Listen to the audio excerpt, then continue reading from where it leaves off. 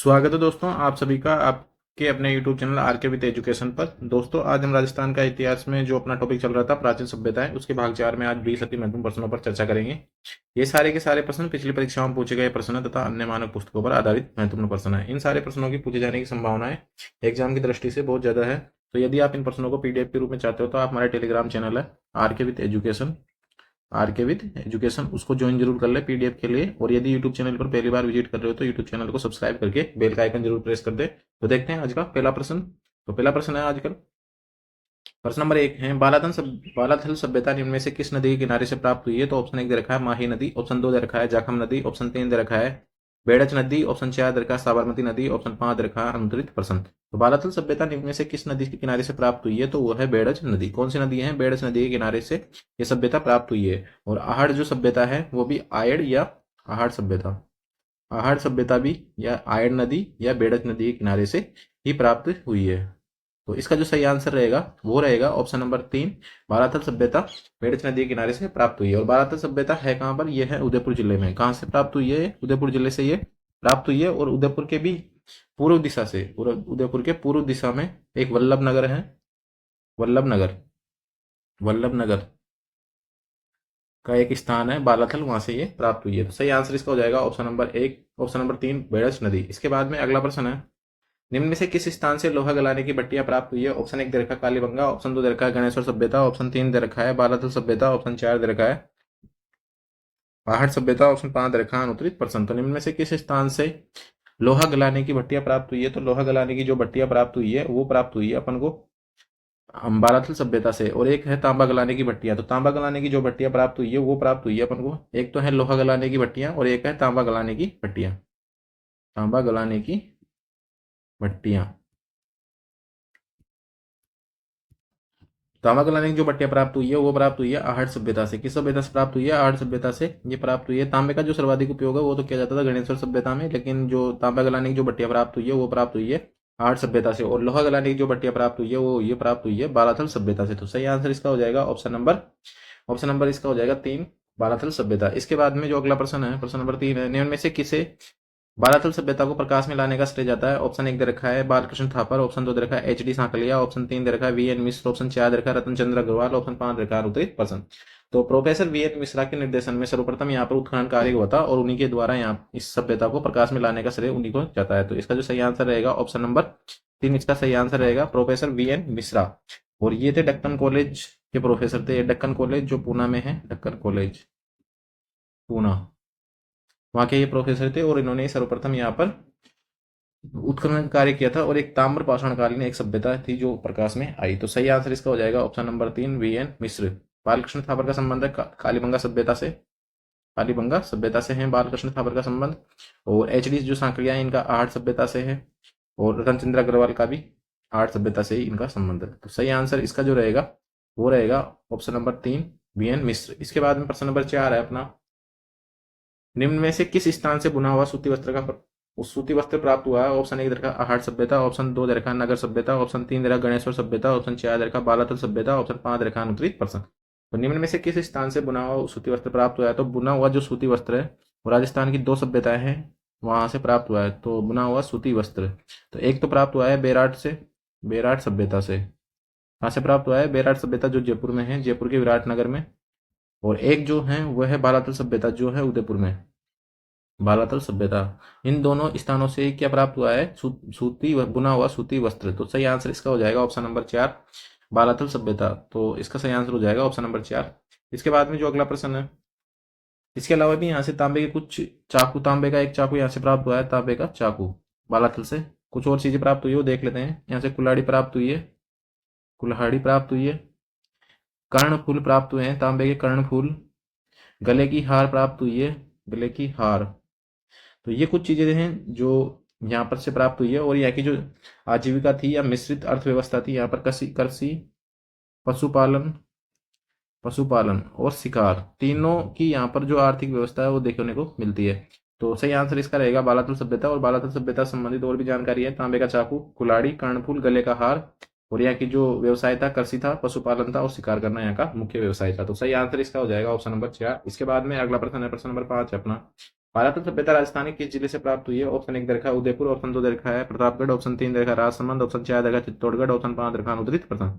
तो बालातल सभ्यता जो राजस्थान के किस जिले से प्राप्त हुई है? तो बालातल सभ्यता राजस्थान के उदयपुर जिले से प्राप्त हुई है। और उदयपुर के पूर्व में वल्लभनगर तहसील है, वल्लभनगर तहसील। वल्लभनगर क्या है? तहसील है। तहसील के एक स्थान है तहसील का, बालाथल, वहां से ये प्राप्त हुई है, बालाथल। तो सही आंसर इसका हो जाएगा ऑप्शन नंबर 1। इसके बाद में अगला प्रश्न है, प्रश्न नंबर 6 है। 11 कमरों वाला 11 कमरों वाला बड़े भवन जैसी रचना निम्न में से किस स्थान से प्राप्त हुई है? 11 कमरों वाली बड़े भवन जैसी रचना निम्न में से किस स्थान से प्राप्त हुई है? ऑप्शन 1 दे रखा है बेराट सभ्यता, ऑप्शन 2 दे रखा है कालीबंगा सभ्यता, ऑप्शन 3 दे रखा है गणेश्वर सभ्यता, ऑप्शन 4 दे रखा है बालाथल सभ्यता, ऑप्शन 5 दे रखा है अनूतरित प्रश्न। तो 11 कमरों वाली बड़ी भवन जैसी संरचना या रचना निम्न में से किस स्थान से प्राप्त हुई है? तो वो प्राप्त हुई है बालाथल सभ्यता से। कहां से प्राप्त हुई है? बालाथल सभ्यता से ये प्राप्त हुई है। तो सही आंसर इसका हो जाएगा ऑप्शन नंबर 4 हो जाएगा। और कार्बन पद्धति के अनुसार यह है जो सभ्यता है, यह है 2350 ईस्वी से 1800 ईस्वी पूर्व की।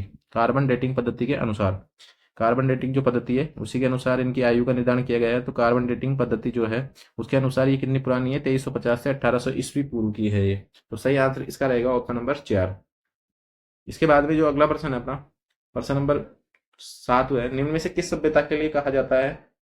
निम्न में से किस सभ्यता के लिए कहा जाता है कि आजादी के बाद हमने आजादी के बाद जो कुछ हमने पाकिस्तान को देकर पाया है उससे कहीं अधिक अधिक इससे खोज कर पाया है? तो ऑप्शन 1 दे रखा है कालीबंगा सभ्यता, ऑप्शन 2 दे रखा है आहट सभ्यता, ऑप्शन 3 दे रखा है गणेश्वर सभ्यता, ऑप्शन 4 दे रखा है बेराट सभ्यता, ऑप्शन 5 दे रखा है अनूतरित प्रथम। तो प्रश्न को एक बार और समझ लेते हैं। इनमें से किस सभ्यता के लिए ये कहा जाता है कि हमने जो पाकिस्तान को आजादी के बाद में जो हमने पाकिस्तान को दिया है उससे कहीं अधिक हमने इस स्थान को खोजकर पा लिया है? तो ये जो कथन कहा गया है, ये कथन पहले तो कहा है किसने? ये कथन कहा है डॉक्टर सत्यप्रकाश ने। किसने कहा है? डॉक्टर सत्यप्रकाश ने ये कथन कहा है। और कहा किसके लिए है? तो ये कथन कहा है बेराट सभ्यता के लिए। किसके लिए कहा है? बेराट सभ्यता के लिए। क्यों कहा? क्योंकि बेराट सभ्यता से हमको, भारत सरकार को इतनी चीजें प्राप्त हुई है ना जितनी भाई पाकिस्तान को हमने आजादी के बाद देकर भी प्राप्त नहीं हुई थी। तो इसका जो सही आंसर रहेगा वो रहेगा ऑप्शन नंबर 4। और बेराट से क्या क्या प्राप्त हुए हैं ये हम आगे आगे आगे आने वाले प्रश्नों में चर्चा करेंगे। तो प्रश्न नंबर 7 का सही आंसर हो जाएगा ऑप्शन नंबर 4। इसके बाद में अगला प्रश्न है, प्रश्न नंबर 8 है अपना। बेराट सभ्यता निम्न में से किस नदी के किनारे स्थित है? ऑप्शन 1 दे रखा है सरस्वती नदी, ऑप्शन 2 दे रखा है कांकरी नदी, ऑप्शन 3 दे रखा है बेड़च नदी, ऑप्शन 4 दे रखा है बाणगंगा नदी, ऑप्शन 5 दे रखा है अनूतरित प्रश्न। तो बेराट सभ्यता निम्न में से किस नदी के किनारे हैं? सरस्वती नदी के किनारे। तो कौन सी सभ्यता है? कालीबंगा सभ्यता है। कालीबंगा सभ्यता है, कालीबंगा सभ्यता। कांतली नदी के किनारे हैं गणेश्वर सभ्यता। कौन सी सभ्यता है? गणेश्वर सभ्यता है कांतली नदी के किनारे।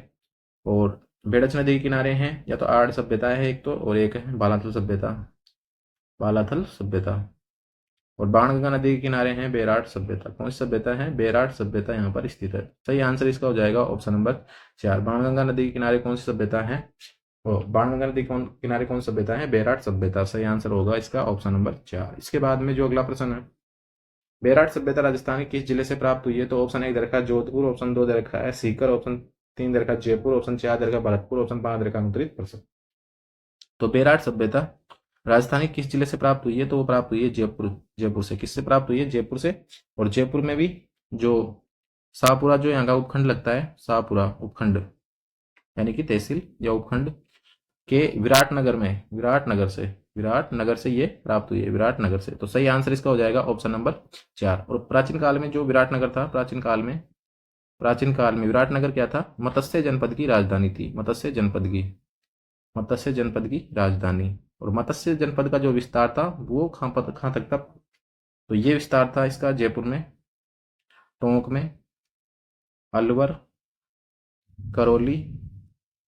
करौली और भरतपुर। ये प्रश्न पूछा जा चुका है कि मत्स्य जनपद का प्राचीन काल में विस्तार कहाँ तक था, या कौन कौन से जिले इसके अंदर वर्तमान में शामिल हैं। तो इसका जो सही आंसर रहेगा वो रहेगा जयपुर में। जयपुर के विराटनगर से प्राप्त हुई है। और जो विराटनगर है मत्स्य जनपद की प्राचीन काल में राजधानी थी। और मत्स्य जनपद में जयपुर, टोंक, अलवर, करौली और धौलपुर, भरतपुर, ये जिले इसके अंदर शामिल है। तो सही आंसर इसका हो जाएगा ऑप्शन नंबर 3। इसके बाद में अगला प्रश्न अपना, प्रश्न नंबर 10 है। निम्न में से किसने सर्वप्रथम बीजे की पहाड़ी पर अशोक का प्रथम शिलालेख खोजा? ऑप्शन 1 दे रखा है बीजे की पहाड़ी। कहाँ पर है? बीजे की पहाड़ी है बेराट में। कहाँ पर है? बेराट में। और यहाँ से अशोक का प्रथम शिलालेख किसने खोजा? ये प्रश्न दिया है। ऑप्शन 1 दे रखा है कर्नल जेम्स टोड, ऑप्शन 2 दे रखा है स्टीफन, ऑप्शन 3 दे रखा है कैप्टन बर्ट, ऑप्शन 4 दे रखा है दयाराम साहनी, ऑप्शन 5 दे रखा है अनूतरित प्रश्न। तो सर्वप्रथम बीजे की पहाड़ी पर जो अशोक का प्रथम शिलालेख खोजा था वो खोजा था कैप्टन बट ने। किसने खोजा था? कैप्टन बट ने सर्वप्रथम ये कार्य किया था, और ये किया था 1837 में। कब किया था? 1837 में। ये जो शिलालेख है इसको खोजा था, और इस शिलालेख को कहा जाता है बहारबू का शिलालेख। क्या कहते हैं? बहारबू का शिलालेख इसे कहा जाता है, बहारबू का शिलालेख, शिलालेख। और इसमें जो अशोक, सम्राट अशोक है, सम्राट अशोक से संबंधित है। सम्राट अशोक और सम्राट अशोक को इसमें मगध का राजा कहा गया है। क्या कहा गया? क्या कहा गया है? मगध का राजा। मगध का राजा इसे कहा गया है इसके अंदर। और इससे इसमें लिखा हुआ है बुद्ध, धम्म और संघ, संघ। तो इससे पता चलता है कि अशोक जो थे वो किस धर्म के अनुयायी थे? बौद्ध धर्म के। किस धर्म के थे? बौद्ध धर्म के अनुयायी थे। तो एक प्रमाण ये मिलता है राजस्थान से सम्राट अशोक के बौद्ध होने का प्रमाण। तो और इसके बाद में जो ये शिलालेख है, अभी जो वर्तमान में ये है 1840 से कोलकाता की जो संग्रहालय, कोलकाता संग्रहालय, उसमें यह सुरक्षित है। कोलकाता संग्रहालय में ये सुरक्षित है।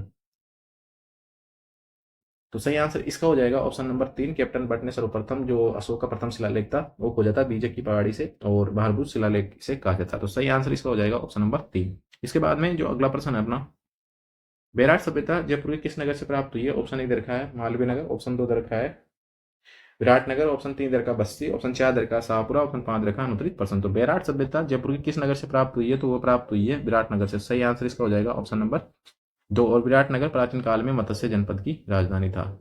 प्राचीन काल में किसकी राजधानी था? मत्स्य जनपद की। तो सही आंसर इसका रहेगा ऑप्शन नंबर 2।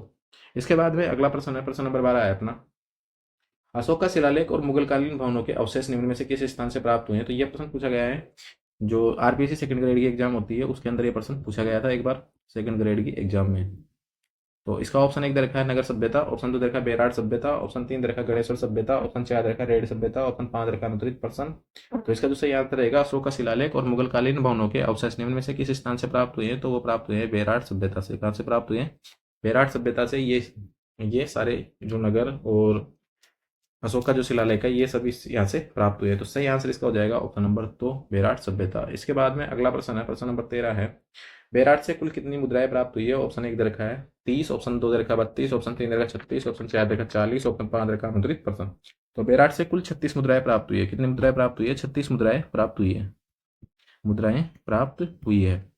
और इसके अंदर 8 जो मोहरें हैं, 8 पंचमार्क चांदी की मुद्राएं, पंचमार्क चांदी की मुद्राएं, पंचमार्क चांदी की मुद्राएं हैं, मुद्राएं हैं। सही आंसर हो जाएगा इसका ऑप्शन नंबर 36। और इसमें भी जो 28 है, 28 जो इसके अंदर मोहरें हैं वो इंडो ग्रीक शासकों की है, इंडो ग्रीक शासकों की है, शासकों की है।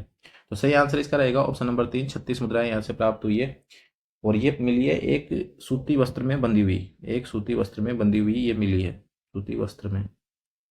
तो सही आंसर इसका रहेगा 3, 36 मुद्राएं यहाँ से प्राप्त हुई है। इसके बाद में अगला प्रश्न है, प्रश्न नंबर 14 है, पहली ज्ञात मानव महात्मा बुद्ध की प्रतिमा किस स्थान से प्राप्त हुई है? ऑप्शन 1 रखा है बेराट सभ्यता, ऑप्शन 2 रखा है कालीबंगा सभ्यता, ऑप्शन 3 रखा है पीलीबंगा सभ्यता, ऑप्शन 4 रखा है नगर सभ्यता, ऑप्शन 5 रखा है अनुत्तरित प्रश्न। तो पहली ज्ञात मानव महात्मा बुद्ध की जो प्रतिमा प्राप्त हुई है वो किस स्थान से प्राप्त हुई है? तो वो प्राप्त हुई है बेराट सभ्यता से। तो सही आंसर इसका हो जाएगा ऑप्शन नंबर 1 इसका सही आंसर हो जाएगा। और एक बेराट सभ्यता जो है, बेराट सभ्यता किस प्रकार की सभ्यता थी? ये पूर्णतः ग्रामीण सभ्यता थी। कौन सी सभ्यता थी? पूर्णतः ग्रामीण सभ्यता थी।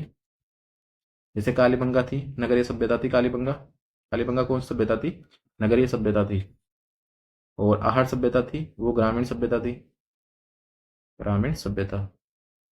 इसी प्रकार से बेराट सभ्यता भी क्या थी? ग्रामीण सभ्यता थी। सही आंसर इसका रहेगा ऑप्शन नंबर 1, पहली ज्ञात मानव महात्मा बुद्ध की जो प्रतिमा है वो भी बेराट से प्राप्त हुई है।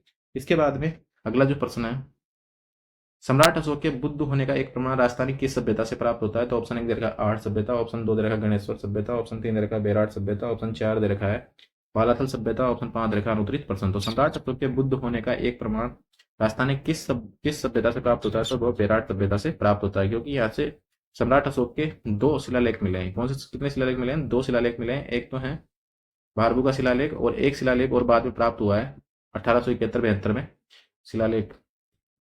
दूसरा एक शिलालेख और प्राप्त हुआ था, ये तो 1837 के आसपास प्राप्त हुआ था, और एक शिलालेख 1840 में प्राप्त हुआ था। तो वो भी एक किसका था? अशोक का ही शिलालेख था। इसके बाद में जो अगला प्रश्न है, निम्न में से किसने भीमसेन की डूंगरी से सम्राट अशोक का दूसरा शिलालेख खोजा? ऑप्शन 1 दे रखा है कैप्टन बट, ऑप्शन 2 दे रखा है रॉबर्ट कार्लाइल, ऑप्शन 3 दे रखा है कर्नल जेम्स टोड, ऑप्शन 4 दे रखा है दयाराम साहनी, ऑप्शन 5 दे रखा है अनुत्तरित प्रश्न। तो निम्न में से किसने भीमसेन की डूंगरी से सम्राट अशोक का दूसरा शिलालेख खोजा? तो इसका सही आंसर रहेगा रॉबर्ट कार्लाइल। रॉबर्ट कार्लाइल ने रॉबर्ट कार्लाइल, इसको इस प्रकार से लिखा हुआ है, रॉबर्ट कार्लाइल ने खोजा था दूसरा शिलालेख, और ये खोजा था 1871-72 में। कब खोजा था ये? 1871-72 में ये खोजा था। तो सही आंसर हो जाएगा ऑप्शन नंबर इसका, रॉबर्ट कार्लाइल। इसके बाद में जो अगला प्रश्न है, प्रश्न नंबर 17 है अपना, निम्न में से किसने बेराट सभ्यता में उत्खनन का कार्य नहीं किया? ऑप्शन 1 दे रखा है कैप्टन बट, ऑप्शन 2 दे रखा है रॉबर्ट कार्लाइल, ऑप्शन 3 दे रखा है दयाराम साहनी, ऑप्शन 4 दे रखा है रतन चंद्र अग्रवाल, ऑप्शन 5 दे रखा है अनुत्तरित प्रश्न। तो इसका जो सही आंसर रहेगा वो रहेगा रतन चंद्र अग्रवाल। क्या रहेगा सही आंसर? रतन चंद्र अग्रवाल रहेगा, क्योंकि रतन चंद्र अग्रवाल का जो संबंध है वह है आहट सभ्यता से। किससे है? आहट सभ्यता से इनका संबंध है। और कैप्टन बट ने 1837 में यहाँ अशोक का शिलालेख खोजा, रॉबर्ट क्लाइन ने भी 1871-72 में अशोक का दूसरा शिलालेख खोजा, और दयाराम साहनी ने बीजेक की पहाड़ी पर पहला उत्खनन का कार्य किया था। पहाड़ी पर पहला उत्खनन कार्य किसने किया था? दयाराम साहनी ने। उत्खनन कार्य दयाराम साहनी। तो सही आंसर इसका रहेगा ऑप्शन नंबर 4 रतनचंद्र अग्रवाल। इसके बाद में जो अगला प्रश्न है, प्रश्न नंबर 19 है अपना। प्रश्न नंबर 18 वापस से एक बार और रिपीट हो गया। तो प्रश्न नंबर, निम्न में से किस स्थान से बुना हुआ सूती वस्त्र प्राप्त हुआ है? तो ऑप्शन 1 दे रखा है कालीबंगा सभ्यता, ऑप्शन 2 दे रखा है गणेशोर सभ्यता, ऑप्शन 3 दे रखा है आहट सभ्यता, ऑप्शन 4 दे रखा है बेराट सभ्यता, ऑप्शन 5 दे रखा है अनुत्तरित प्रश्न। तो मैंने पहले एक जो प्रश्न आया था उसमें भी बताया था कि जो बुना हुआ वस्त्र जो प्राप्त हुआ है वो राजस्थान की दो सभ्यताओं से प्राप्त हुआ है। एक तो है बालातर सभ्यता और एक है आहट सभ्यता। एक तो है बालातर सभ्यता और एक है बेराट सभ्यता। कौन सभ्यता है? बेराट सभ्यता। बेराट सभ्यता। तो सही आंसर इसका जो रहेगा वो रहेगा बेराट सभ्यता। अगर इसमें बालातर सभ्यता होता तो वो इसका सही आंसर रहता। दोनों से ही इसका जो सूती वस्त्र प्राप्त हुआ है वो दोनों सभ्यताओं से प्राप्त हुआ है। दोनों जो ऑप्शन है एक साथ देखने को नहीं मिलेंगे, या फिर होंगे तो उपयुक्त दोनों का आंसर इसके अंदर रहेगा। इसके बाद फिर प्रश्न नंबर 19 है अपना, निम्न में से किस सभ्यता से पांडवों के ज्ञातवास, भीमताल, कीचक के राजमहल आदि के प्रमाण प्राप्त हुए हैं? तो ऑप्शन 1 दे रखा है इसका नगरी सभ्यता, ऑप्शन 2 दे रखा है नगर सभ्यता, ऑप्शन 3 दे रखा है बेराट सभ्यता, ऑप्शन 4 दे रखा है बागोर सभ्यता, ऑप्शन 5 दे रखा है अनुत्तरित प्रश्न। तो नगरी जो सभ्यता है ये है चित्तौड़गढ़ में। कहाँ पर है ये? चित्तौड़गढ़ में है। और नगर जो सभ्यता है ये है टोंक में। और बेराट सभ्यता है विराटनगर जयपुर में। और बागोर सभ्यता है भीलवाड़ा में। हाँ है। और बागोर की हवेली है उदयपुर में। बागोर की हवेली कहाँ पर है? उदयपुर में। तो इसका जो सही आंसर रहेगा क्या क्या है? पांडवों के ज्ञातवास, भीमताल और कीचक के राजमहल आदि के जो प्रमाण प्राप्त हुए हैं वो प्राप्त हुए हैं बेराट सभ्यता से। कहाँ से प्राप्त हुए हैं? बेराट सभ्यता से प्राप्त हुए हैं। तो सही आंसर इसका रहेगा ऑप्शन नंबर 3। इसके बाद में जो अगला प्रश्न अपना प्रश्न नंबर 20 है, निम्न में से किस स्थान को प्राचीन युग की चित्रशाला कहा जाता है? ऑप्शन 1 दे रखा बेराट, ऑप्शन 2 दे रखा गणेश्वर, ऑप्शन 3 दे रखा कालीबंगा, ऑप्शन 4 दे रखा आहड़, ऑप्शन 5 दे रखा अनुत्तरित प्रश्न। तो निम्न में से किस स्थान को प्राचीन युग की चित्रशाला कहा जाता है? तो वही स्थान है बेराट। बेराट को क्यों कहा जाता है? क्योंकि यहाँ पर जो बड़ी बड़ी चट्टाने हैं और सेल है, चट्टाने सेल है, वहां पर क्या बने हुए हैं? चित्र बने हुए हैं, इसलिए इसे प्राचीन युग की चित्रशाला कहा जाता है। तो सही आंसर इसका हो जाएगा ऑप्शन नंबर 1।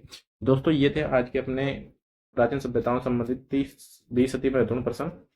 आज भाग 4 के अंदर हमने 20 अति महत्वपूर्ण प्रश्न किए हैं। इससे पहले हमने 3 भागों में 20 महत्वपूर्ण प्रश्न किए थे। तो इस प्रकार से हमारे इसमें 80 प्रश्न हमने सोल्व कर लिए हैं। तो आज आने वाले भागों में हम लगभग 50 प्रश्न और देखेंगे राजस्थान की प्राचीन सभ्यताओं से संबंधित, जो परीक्षाओं में पूछे जा चुके हैं, तो अंक आने की संभावनाएं परीक्षा में रहती है। यदि आप इन प्रश्नों को पीडीएफ के रूप में चाहते हो तो आप हमारा टेलीग्राम चैनल है आरके विथ एजुकेशन, उसको ज्वाइन जरूर कर लें। और यदि यूट्यूब चैनल पर पहली बार विजिट कर रहे हो तो यूट्यूब चैनल को सब्सक्राइब करके बेल का आइकन जरूर प्रेस कर दें। और ऐसे वीडियो देखने तथा जॉब संबंधी अपडेट के लिए यूट्यूब चैनल पर बने रहें।